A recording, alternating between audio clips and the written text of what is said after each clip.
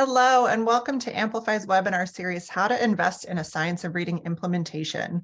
My name is Laura Almazara, and I'm in the literacy team here at Amplify. Today's webinar is being recorded, and we'll email out the recording link for you to rewatch as you'd like. Everyone here with us today will also receive a certificate of attendance via email. And if you would like to access closed captioning, please hit the CC button in the bottom tray and then show subtitles. Throughout the webinar, if you have any questions, please pop them in the Q&A and we'll try to answer them as we go. For any questions that require further research, we'll take down your information and do our best to get back to you. And we welcome comments in the chat. So to start, let's find out where everyone is joining us from today. I am normally coming from the Phoenix area, but I am in the New York City area at this time. So I have a little bit of a nice weather break. See where we have other people coming from. Hi, Emily from Annapolis.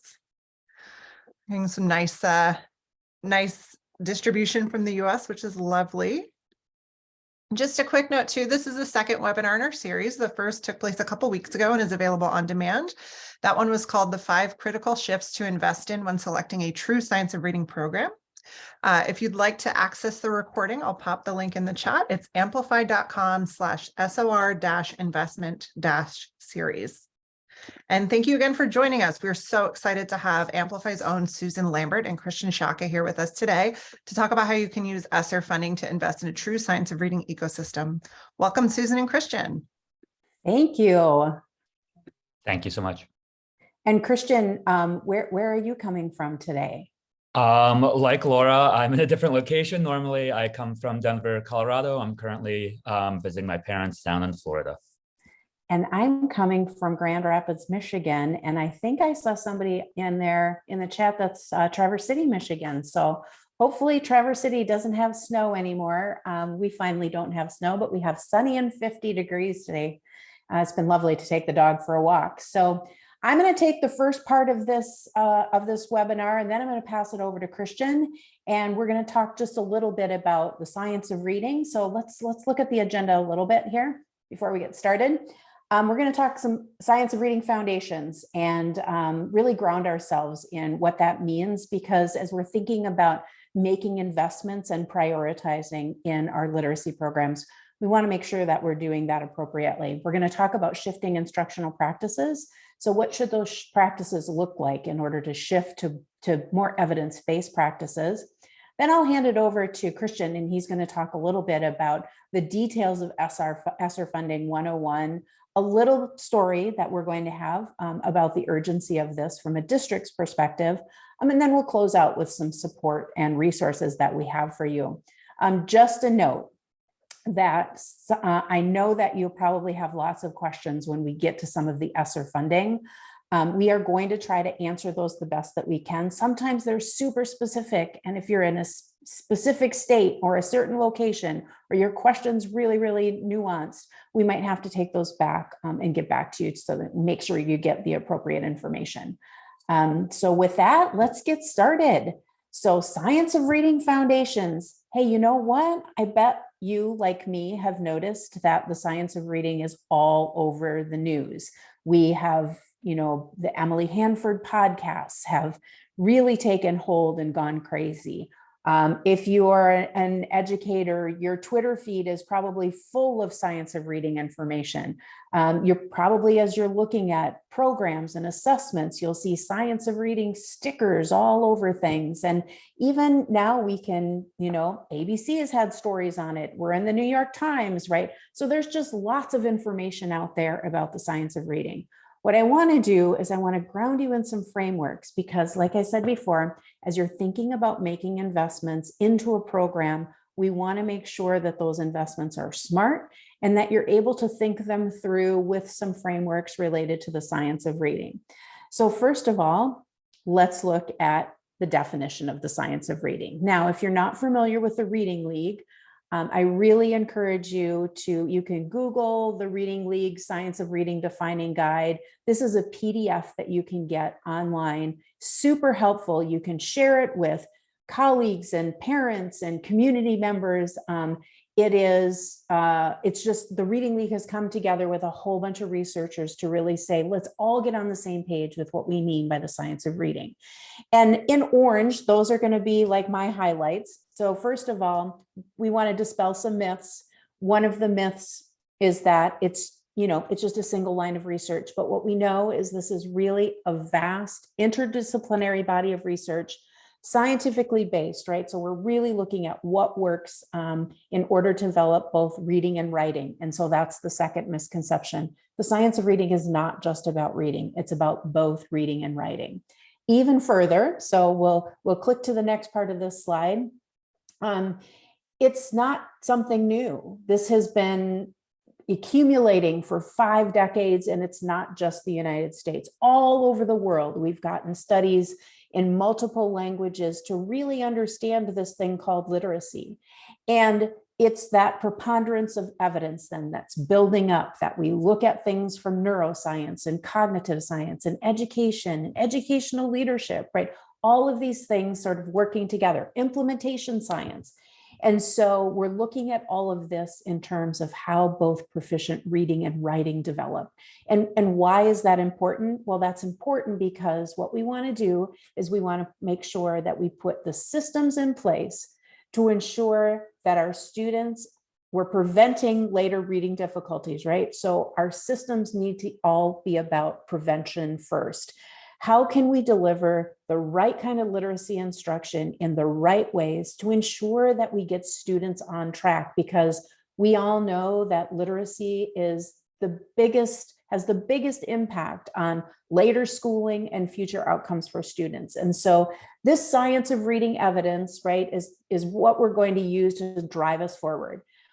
Before we go to the next slide, I just want to say, if you're thinking this is one of those pendulum swings, I was a classroom teacher, I was an administrator, I sort of get this, that we're going to do this one thing now, but we'll just wait for a little while because the pendulum's going to swing back to something else. If you're thinking of pendulum swings, that's not the way science works, right? So I really encourage people to step outside of that pendulum swing and look at the science, follow the science, and stay up to date on what we're finding out in terms of new things in the world of research. All right, let's say what the science of reading is. So let's just do these bullet points to cut right to the chase. It's a scientifically based information that continues to evolve. Next year, 2 years, 5 years, 10 years, we're going to learn more. There's a lot of things that we know. There's still a lot of things that we don't know. But the accumulation of science helps us better understand those things. And it's a vast body of evidence. We're not talking about a single study. So I think one of the things I've seen a couple times in Twitter feeds is, okay, science of reading people, give me one study that proves that this is right. And that just shows that, that person that put it out there doesn't really understand how science works. Remember, this is about reading and writing, not just about reading. And it helps us understand the changing emphasis of instruction over time. And we're going to talk about that in a minute. What science of reading is not, it's not an assessment, a curriculum, or a specific program that you can just buy. You don't buy the science of reading. You can buy assessments and invest in curriculum. You can invest in processes and professional development that support the science of reading. That help you understand how to do that more, but you can't just buy it. We've already talked about how this is just not another fad, right? It's not a pendulum swing back and forth. It's also not a one size fits all approach. There's certain things that we know that all students need, but some students are going to need something pretty specialized. We're going to find out that the science of reading is not just about phonics, and it's not just a kill and drill approach that disengages students. If you have ever seen a kindergarten student learning how to read and becoming so in awe of being able to read a decodable text and own that process for themselves, you know that this is not disengaging. So when we think about the simple view of reading, we're going to look at the simple view of reading framework. One of them is the simple view of reading, which we base the science of reading on. And essentially what this tells us is that we need to develop 2 cognitive capacities. We need to have the capacity for language, and all language, even if I'm in school using the same language as my home language, I still need to develop my language over time. And we need the capacity to recognize words on the page. And these two things together form skilled reading. And you'll notice that when I said, you know, a lot of times the science of reading is all about phonics. You hear people maybe say that. It's not. It's actually all about language development and all about word recognition. And so we need to make sure in our instruction we're doing these two things. So what does reading comprehension really look like then? So students who struggle with reading comprehension are very often weak in underlying language and literacy abilities. Did you hear that? Language and literacy, those two things, right? Language language comprehension and word recognition. And so these two things are really required to help students become proficient readers, or we would say strong in reading comprehension. Well, what are those underlying language and literacy abilities? I'm pretty sure many of you recognize this as Scarborough's reading rope. And I like to talk about sort of the strands of early literacy development. This is how she originally titled this in her first article that talked about this. And you'll notice at the top language comprehension, and you'll notice at the bottom word recognition, and you'll notice all the way to the right side of the slide skilled reading. So you see there that that's the simple view of reading framework sort of put together then. And we're going to unpack it a little bit to see what's involved in it. I see some, back one slide. We're going to talk through this a little bit first before we go there. I see somebody put in a Q&A or in the chat, what is language? And language development is all about helping, well, if you think about it, right? Language is the way that you use words, whether you're speaking, whether you're reading, whether you're writing, whether you're listening. You have to have an understanding of knowledge, right? So a lot of background knowledge. Right now, we're talking about the strands of early literacy development. I'm sure that some of the participants on this webinar know a lot about this language comprehension side of Scarborough's rope, and some of you are just learning. So that's the background knowledge that you have and what you bring to that. And what we know about reading comprehension is that the more you know about the topic that you're reading about, the better your comprehension is going to be. And that's also then related to vocabulary. Another thing that we know is that when kids come to us in kindergarten, right, they have a range of experiences. So they have a range of background knowledge. They have a range of vocabulary. Some more than others. And this vocabulary is highly correlated to later reading comprehension. And so we have to do things in our instruction then to help them develop more background knowledge, develop more vocabulary. And then what's this thing about sentences and reasoning and mental models? Well, if you think about it, whether you're speaking sentences or reading sentences, which by the way, any words in print are much more formal and much more complicated than the way that we talk. Sentences at the individual level really unlock meaning, greater meaning, so that you can start to reason through things, right? So if you're reading a paragraph and you're thinking about what that paragraph says, your reasoning helps you make inferences or be able to establish, wait, this seems right or this doesn't seem right. The same with speaking. As I'm saying sentences here, you're sort of thinking through your processes, right? I hear her speaking those words, but maybe it doesn't all make sense. That has to do with then creating this mental model or this understanding. And a mental model when you're reading is taking away the information from the text that you just read and either being able to represent it visually or being able to summarize and talk about the things that you just read.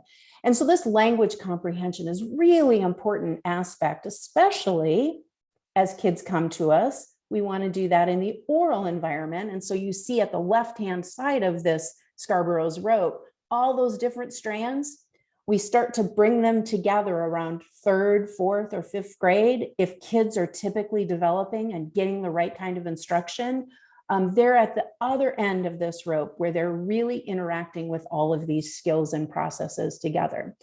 So language comprehension is the top part of that, really important for us as we develop as proficient readers and writers. Word recognition is at the bottom here. And this is the place that you traditionally think about being phonics instruction, that kids need to understand that the sounds that they hear are represented by print in text, and they have to connect those sounds with the print.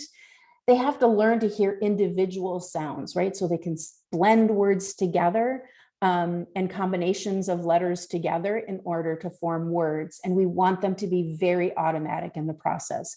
In a little bit, we'll talk about some instructional shifts, but this has really been a really big emphasis that it's so important that kids become very automatic in recognizing words. If you're looking at this slide right now, I'm guessing you didn't have to sound out any of those words because you've encountered those words so often. They're just automatic. You just recognize them.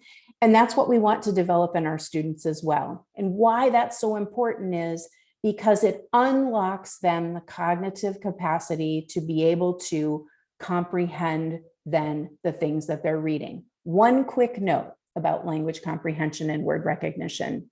Word recognition is a one and done. What do I mean by that? We can develop automaticity. We don't really have to go back and relearn things. It doesn't grow over time.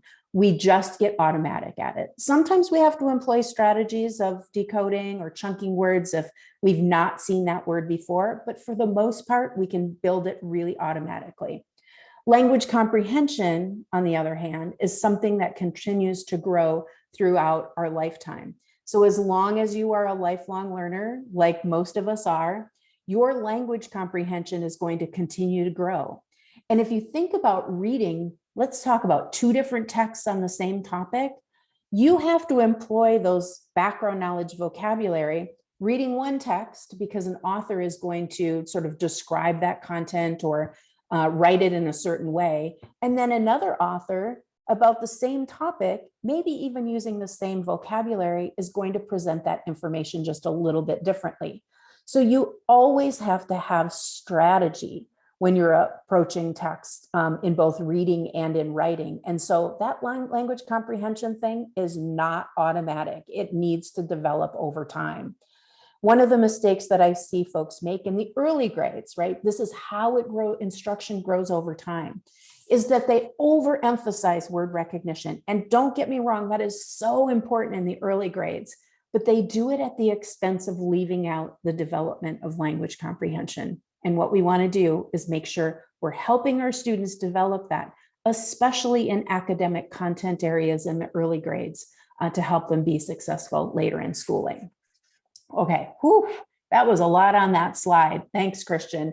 We're going to make a little bit of a shift here to talk about what does this look like in practice then? How can we shift our practices to support this? So before we click any further, we have heard, and you've probably heard these words, systematic and explicit.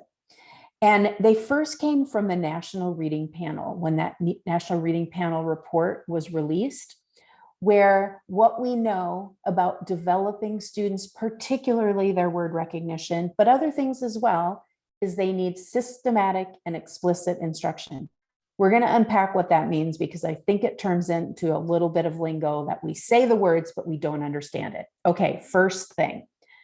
Systematic means you have to have a plan and then you follow that plan. Sometimes you have to take detours in that plan. Sometimes it takes kids a little bit longer to get from point A to point B, but regardless, you have to have a plan. We call that a scope and sequence. And so when you're thinking about what you want all your kids to be exposed to, so in kindergarten, the kids should all learn these things. In first grade, kids should all learn these things. Well, first of all, your kindergarten teacher is going to teach the things that we want the students to learn, so that when they go to first grade, the teacher of first grade says, oh, I know they were taught that thing in kindergarten. They may not have learned it yet, which means for me, it's an intervention moment for that student to help practice and reinforce. But the first grade teachers know what the kindergarten teachers were teaching, so they can extend on that. And if you have a really strong scope and sequence, it will go from the simplest skills and build on those skills over time to more complex skills. And some of you may say, well, that's what the standards do. And actually, the standards aren't specific enough to have a real scope and sequence. We really want level of detail, like when are they going to learn the sound spelling pattern, a or vowel consonant E, the silent E? Where in the scope and sequence is that? Because we want to make sure that we're not leaving any gaps. So you have to have a plan, and then you need to follow that plan and help students get there. How do you help students get there? Second thing, we're going to teach them directly. That's what explicit instruction is. It's a little bit more than that, right? But if the TH pattern makes the sound, we're going to teach them that. This isn't about them discovering things, right? So in early literacy instruction and literacy instruction, it's really important to tell the kids what you want them to learn, help them practice that, and not make it some sort of mystery. Unlocking the code of reading is so important that we have to be really explicit with how we're doing that. We're going to talk about the different forms that could take, but teaching directly or explicitly is really important. And then the last thing is, you got to provide support when kids need the support. So what I'm not saying is that just teach the whole group and it's all fine. It's not sort of that spray kind of thing and they're going to learn it. You have to make sure you're monitoring your student learning to ensure that the students that need support get the support that they need. If you go back to the follow the plan one, that bottom line that has sort of those loop-de-loops all over it, there's some kids that are going to need extra practice with those things in early literacy that you're teaching so that they can achieve mastery, particularly your students that are at risk for dyslexia. And they need more and more and more over and over practice. So 3 things: follow that plan, teach explicitly, and provide support. Okay, let's move on here. So first of all, just a reminder of when we're talking about what kids need in order to develop, we're developing their language skills and processes. At the same time, we're developing the ability to recognize words. What do we need to do with this? First thing, you have to make sure you're teaching content, not isolated strategies for reading comprehension. What do I mean by that? A lot of classrooms, and if you have listened to Natalie Wexler, read her book, The Knowledge Gap, right? She's really highlighted this idea that many classrooms are teaching skills like find the main idea, find supporting details, cause and effect. And those are all great things, right? We employ those as readers very often as we're trying to understand text. The problem is those skills, find the main idea, aren't transferable from one content to the next content to the next content. And you can test yourself on this one. After we're done with this webinar, go Google an article on quantum physics or string theory or some complex topic that you don't really have a lot of background knowledge on, even a simple topic you don't have background knowledge on, and try to find the main idea of paragraphs. It's really difficult. So what we want to do, starting in kindergarten or pre-K, when kids come to us, we want to make sure that we're teaching content, strong content, science, social studies, the arts, and literature, so they get background knowledge, so they get strong vocabulary, so that they can strategically employ those when they get to be readers, strategically employ that to understand the text. So teaching that content, use the strategies to support the content, but the content needs to come first. So the second thing then is when we're teaching word recognition, we want to make sure we're teaching decoding. And it's a little bit bigger than decoding because, right, we want to teach the alphabetic principle, the sound and spelling match, the match between sounds and letters. What we don't want to do is teach them to guess. And you've probably heard a lot about this 3 cueing system where you look at the picture. Can you guess what the word might be by looking at the picture? Or look at the first letter of the word. And does that give you a clue to what the word might be? We don't want to do that, right? We're actually building ineffective neural pathways in our brains when we're teaching kids how to do that. Ineffective. What we want to teach them is all the sound spelling patterns, and then put them in decodable text to help them practice that. And so be on the alert, for materials or assessments or anything that don't do both of these things. Make sure we're teaching content, and that make sure that we're teaching this decoding, not guessing process. There's some states out there that have actually said you cannot have 3-cueing system in your program materials. That's what we're talking about with the 3-cueing system, is teaching kids how to guess at words, not sound all the way through words. All right. So another thing I really want to talk to you about is targeting instruction for maximum impact. And, for years and years, and many principals have this on their classroom observation protocols, is that we think small group instruction is better instruction. And that's actually not true. So the first thing we want to do is we want to remember that in kindergarten, first, second, third, whatever grade we're teaching grade level content. And so the first thing, Christian, if you can click into this next one, the first thing that we want to do is remember that there's nothing wrong with whole group core instruction. If all kids need to get this information, you need to get this information to all kids. Sometimes in your whole group instruction, you find out, well, all the kids have a misconception about something. I want to make sure all kids get that information. Now, if you're employing some good instructional strategies, you know that there's ways to keep kids engaged with this. So I'm not suggesting that it's the teacher in front of the classroom, want at the students at all. What I'm saying is we want to use that moment to be really efficient in the delivery of the information. If all kids need it, we're going to get it to all of the kids. Then the next thing we can do is use our small group instruction to really target for the skill that the kids need. Maybe you find out that you have 3, 4, 5 students in the classroom that are getting some sound spelling patterns mixed up. Maybe they're spelling words using incorrect patterns. You can bring those kids together, and you can give them some small group targeted instruction on that specific skill. And so that also means that you have to have the right kind of assessments to make sure that you're targeting that small group instruction. But I don't want you to leave this thinking that, oh, one or the other, right? Either whole group or small group. No, we need to employ both of these because we need to maximize the time that we have with students. And so if whole group instruction makes sense, deliver whole group instruction. And just because you have a classroom of students that are all in small groups, that doesn't mean you're doing targeted instruction. So you have to think about that carefully. All right, let's go to the next slide and talk really through, we'll only sit on this one for a minute, but think about creating a healthy literacy system in the environment that you're in. That's really what we want. It's not the kids' fault that they're not learning how to read, right? We need to make sure the system that we're putting together helps them be successful. How do we do that?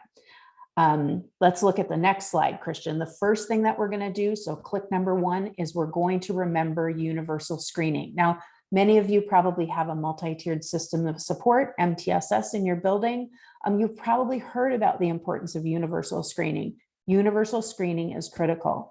It's screening that we do 3 times a year with all students, beginning, middle, end of the year.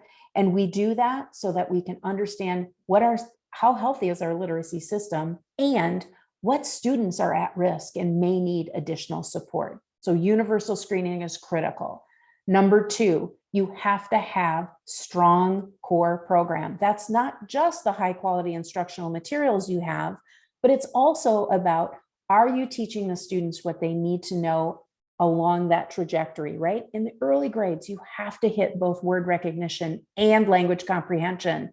Over time, kids are learning that word recognition and being really automatic, then you should see kids interacting, reading and writing all about text. So strong core programs, including high quality instructional materials.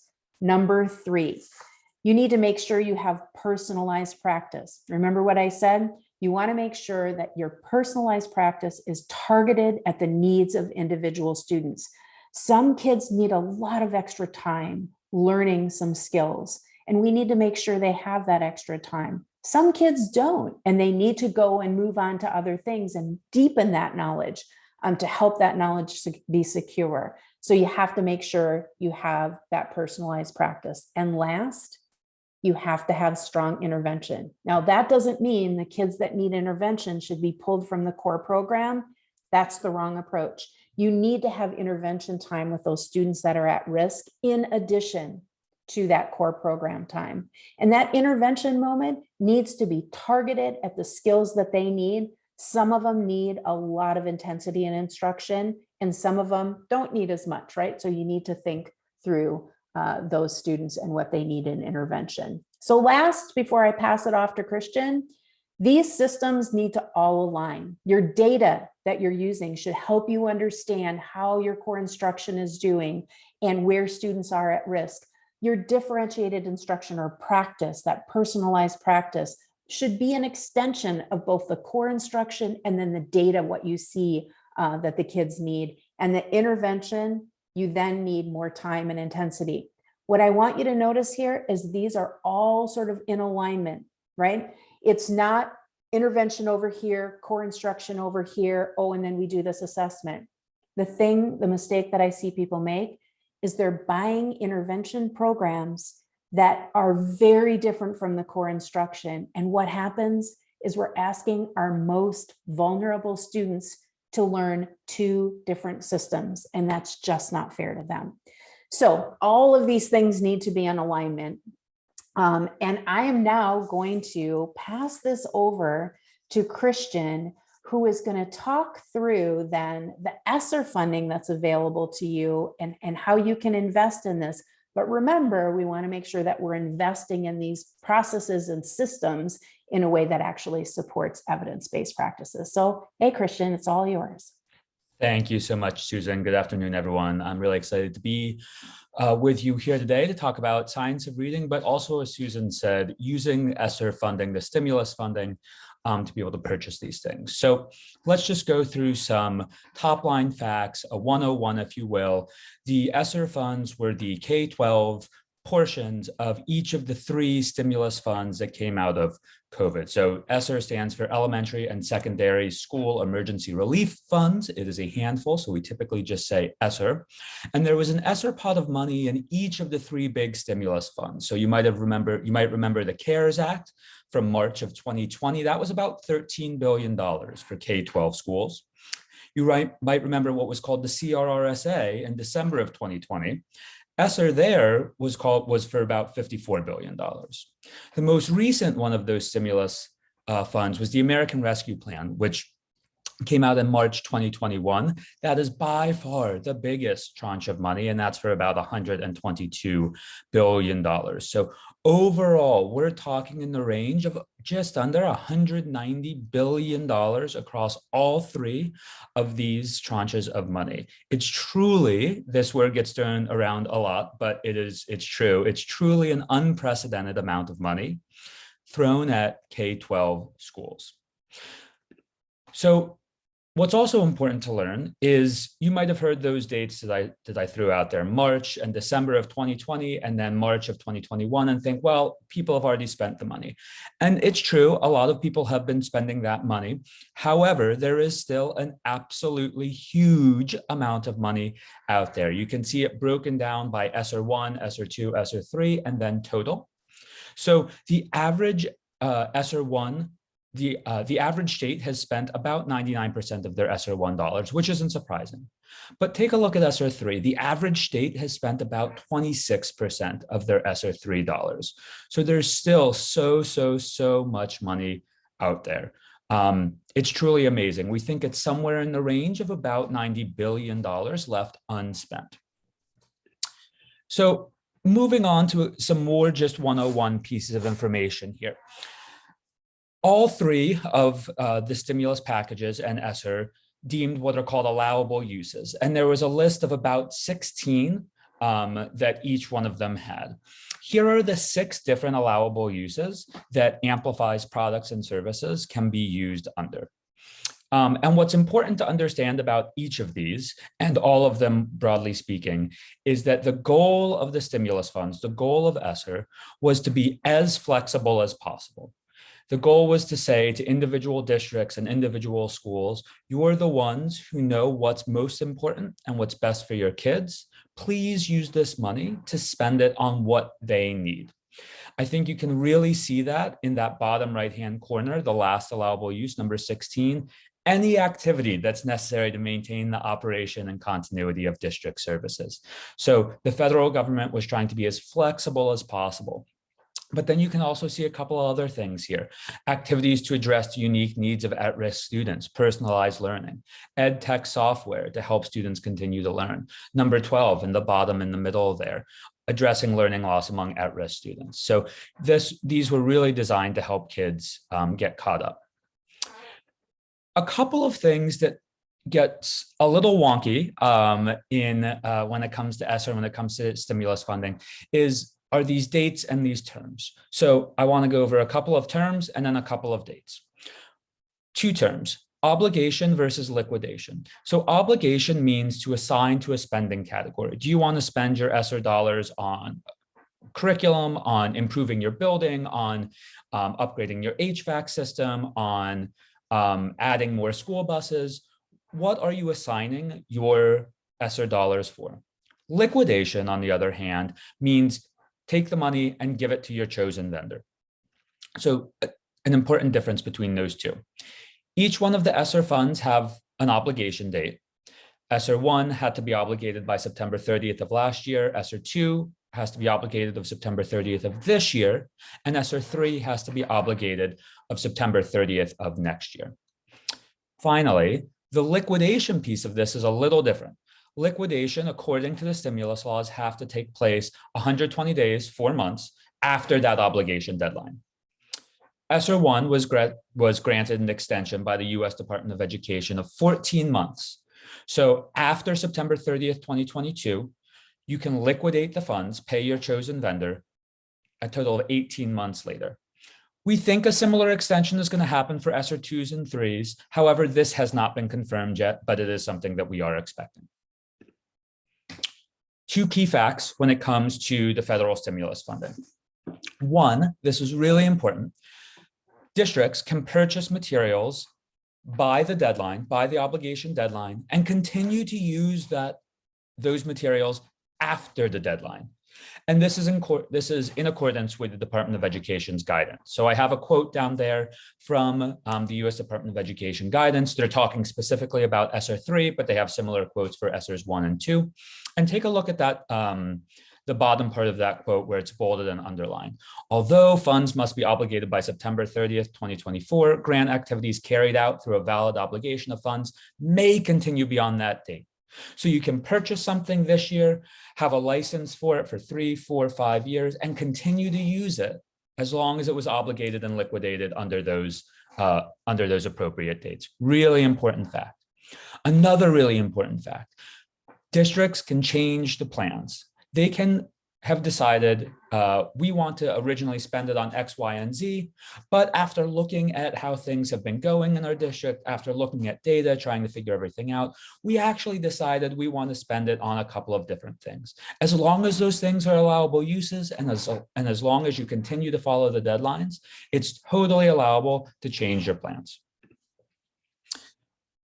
I think what's really important here is to remember what happened, or remember what we saw happen with the NAEP data, showing about a 3-point drop across reading scores from 2019. This really underscores the need for accelerated learning right now. And in fact, it was a specific directive from the US Department of Education that the ESSER 3 funds have to be focused on instructional loss. 20% of them, at the very least for each district, have to be allocated for that purpose, whether that would be measuring it with assessments, whether that would be providing the core instruction to all students or providing personalized learning or intervention.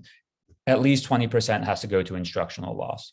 And what's also really interesting is the science of reading has been written into 17 states plus Washington, D.C.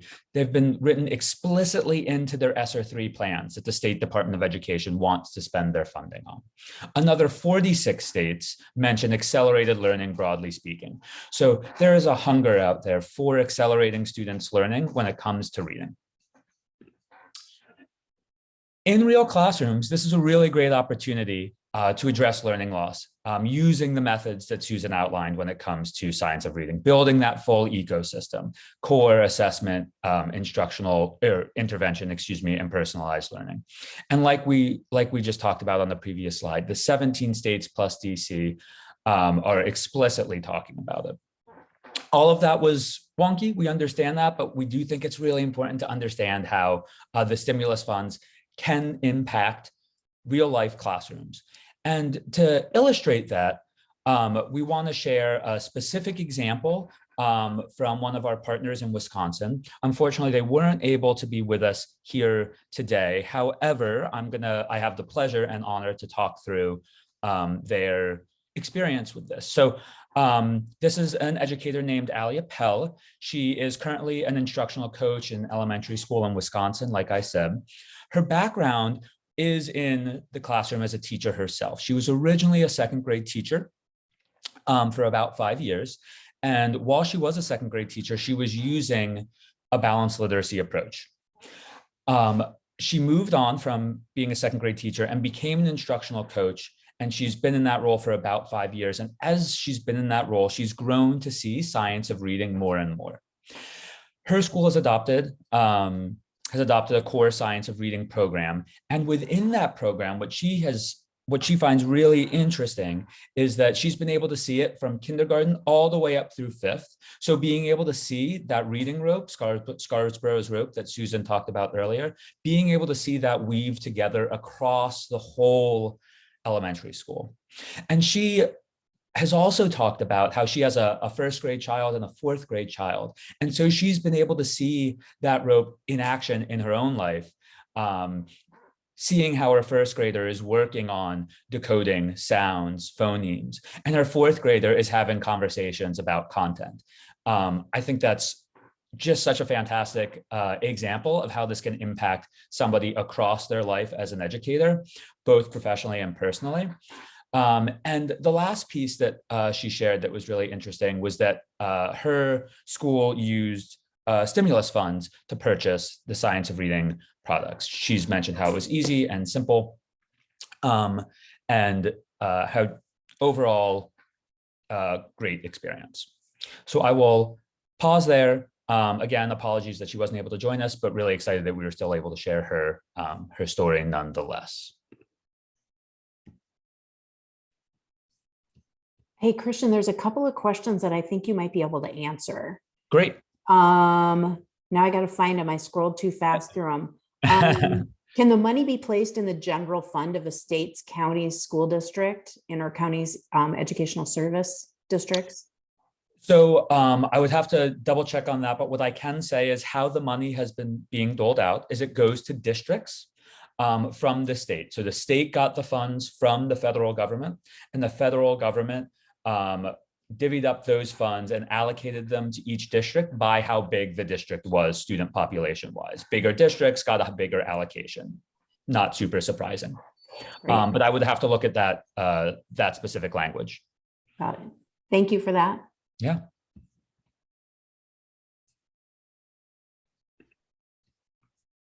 It doesn't look like we have any other questions in here either. It looks like Cheryl asked about, sorry, Susan, about a link for the 17 states. There you go. Don't remember what they are off the top of my head. I would have to double check the tracker that we have for all 50 states ESSER plans, but I would be happy to get that information to you.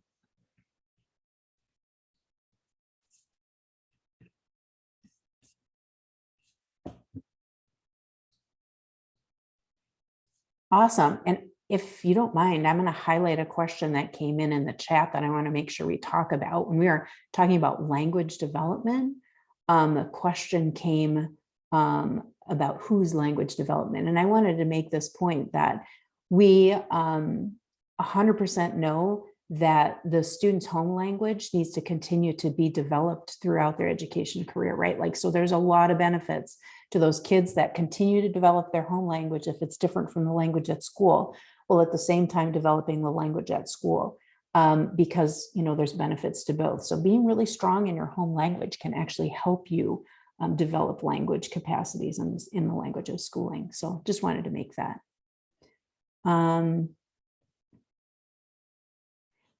having to do two things or learn two at once. So what I was referring to in making sure when kids come to us in the early grades, remember we were talking about Scarborough's rope and language comprehension and word recognition.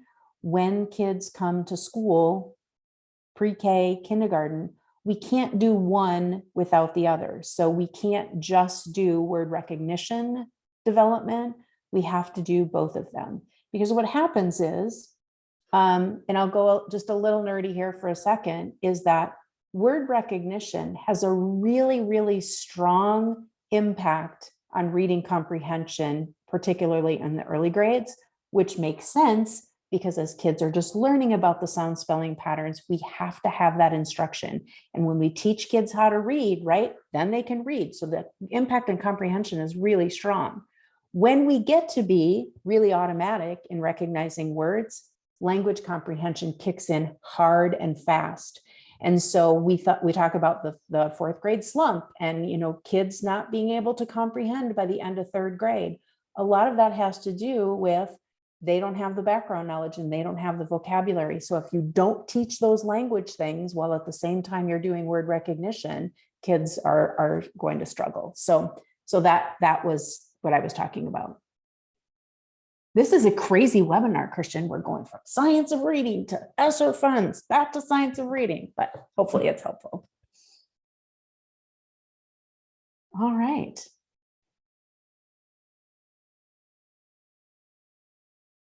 All right, she got it.